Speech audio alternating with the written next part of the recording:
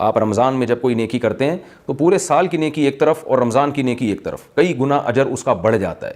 اسی طرح سے اللہ رب العزت نے پورے رمضان کو بھی ایک جیسا نہیں رکھا، بلکہ اللہ نے رمضان کے آخری عشرے کو پچھلے 2 عشروں پہ اللہ نے فضیلت دی ہے کہ رمضان کے آخری عشرے میں عبادت کا ثواب بقیہ 2 عشروں سے زیادہ ہے۔ یہی وجہ ہے کہ آپ صلی اللہ علیہ وسلم رمضان کے آخری عشرے میں شد میزرہ، امی عائشہ رضی اللہ تعالیٰ عنہ فرماتی ہیں تہبند کس لیا کرتے تھے۔ یہ کنایہ ہے عبادت سے کہ بالکل پوری رات آپ صلی اللہ علیہ وسلم عبادت کیا کرتے تھے۔ اور کمال کی بات یہ ہے کہ رمضان کے آخری عشرے کی جو 10 راتیں ہیں یا 9 راتیں ہیں، ان میں بھی پھر اللہ نے 9 کو برابر نہیں قرار دیا، بلکہ ان میں ایک رات ایسی اللہ نے بنائی جو پورے رمضان کی تمام راتوں سے افضل اور پورے سال کی تمام راتوں سے افضل، اور اس کا نام بھی اللہ نے خود متعین کیا کہ اس کا نام ہے لیلۃ القدر۔ قدر کا مطلب